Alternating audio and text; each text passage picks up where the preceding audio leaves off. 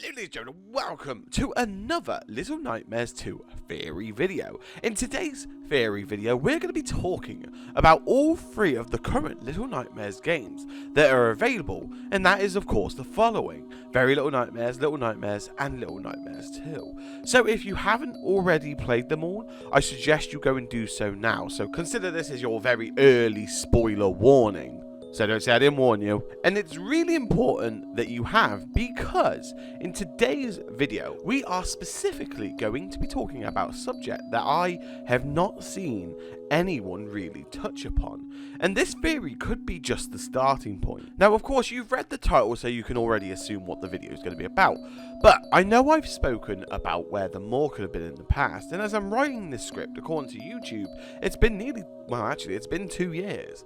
So why am I telling you this? Well, because I believe in today's theory video, we're going to blow that video to pieces. And that's because today we are talking about the map of Little Nightmares.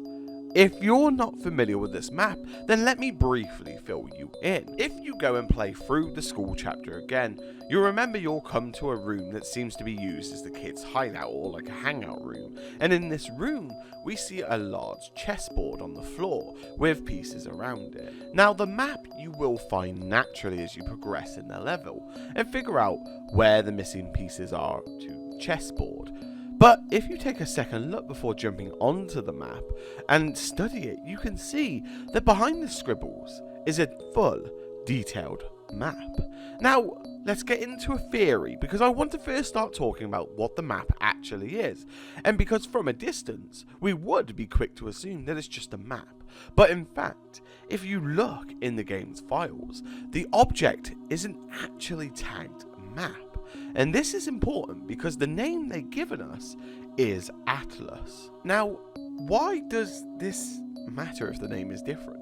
Wow, my theorizing friends, it's a whole world of difference, because as some of you may know already, an atlas is a little different from just a map. And this is because an atlas is in fact a collection of maps. So in essence, we were shopping for one map in one location, but in fact, we had before us a whole region, and dare I say, even possibly the world of Little Nightmares. This is game theory changing, because not only can we now theorize about one location, but we now have the ability to possibly guess or estimate or theorize about all three, and if it's the same region, because for all we know, this could just be surrounding the Pale City, and all the Pale City have knowledge too. But let's talk about the Atlas and what we can see from face value. So let me begin by drawing your attention to the sea of this Atlas and the surrounding waters. First off, I want to talk about the levels of water and how I think they give us a clue as to the first bit of evidence we have and need for some of these games' locations. So what do I mean? Well, we can see from the Atlas itself that there are 3 variations of water across the region. I think it would be safe to assume that the lighter shade of water is higher and the darker colour is a deeper level of water. Now, this gives us an indication of the Maw's location on the map, as I theorise that the Maw is too large of a vessel to be in shallow-ended water, and we know a lot from the artwork that the Maw is very big. But that's only applicable if this is in fact the whole world of the Little Nightmares universe, rather than just a region. Now let's briefly talk about the land and surrounding area. Now, one of the first things that strikes me is the number of rivers in the region, and with that we know that at the start of these rivers there must be a high point, perhaps even some type of mountain or hills. Now, I've mentioned this because I want to also talk about how there are darker shades of colour on the land too, but I can't decide if that's just a condition of the map or it's an indication of heights in mountains and higher land. But the more I look at the map, I do believe it is an indication of height, as all the river paths lead up to these particular darker colours. Now, let's see if we can place the rest of the games in the Atlas. Now we have a bit of information on the map and the layout, we can start to piece together an area for where each of the game is. So, let's start with Little Nightmares 2, because I feel like the Maw can only be located in the sections that we mentioned earlier in the sea. So, thanks to Chapter 1 in Little Nightmares 2, we have a few clues on an area we could be looking for.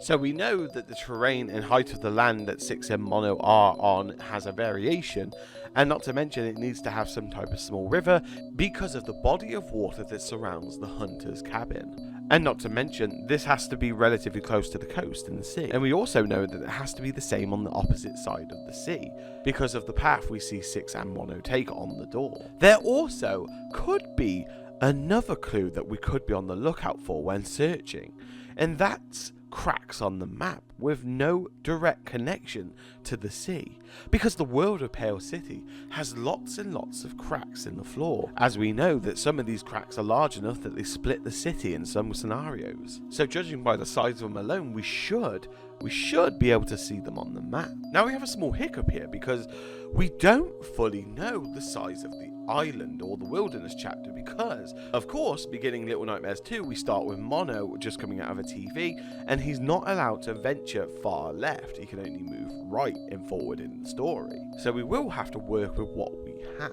Now looking at the map, there are some good examples of where it could be, but there is one and only one area that seems to fit all these requirements. Have you spotted it? Well, ladies and gentlemen, I theorise that our journey in Little Nightmares 2 begins here, where the river meets the water. While we can't be absolute on the locations themselves, I think we can do a pretty good theory. I think after the hunter, we take a trip on the door, boat. The water looks shallow enough for them and calm enough for them to cross over this section and onto the opposite side of the coast. And of course, on this coast, we don't see many river connections, but we do have some cracks that are more inland without any connection to the sea. So I think it's a very safe guess as to where this could have taken place. But if that's Little Nightmares 2, then where could the Maw actually be on this region? Wow, if we're to go off geographically where the seabed is the most deepest and the shallower parts, then it only really leaves the bottom section of the region available to the Maw. Again, that's considering though, as if this atlas is just of this region rather than the whole of the Little Nightmares world. But then that leaves us with possibly the hardest game to pinpoint on the map, and that's of course Very Little Nightmares and the Nest. As we know, the nest is a structure that is rather tall, but it seems to be sitting on the smallest bit of rock from the sea.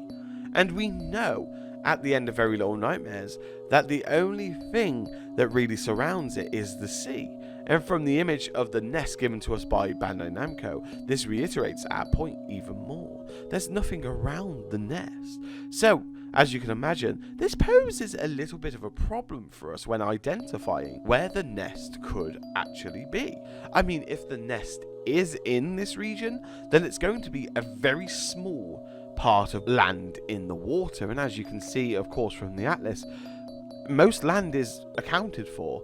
It's going to be really hard to try and pinpoint necessarily where the nest would be, because again, it's so small. So if we were to theorise where the nest could be, again, it would have to be somewhere within the sort of shallower regions of the sea. But of course, Very Little Nightmares is very much up for debate. But anyway, ladies and gentlemen, thank you ever so much for watching this video. Now remember, if you enjoyed this theory video, make sure you hit like and let me know what you think in the comments below about the atlas and where you think everything might take place and where you think even the games could be located. It's a fun discussion and I'd love to have it all with you in the comments.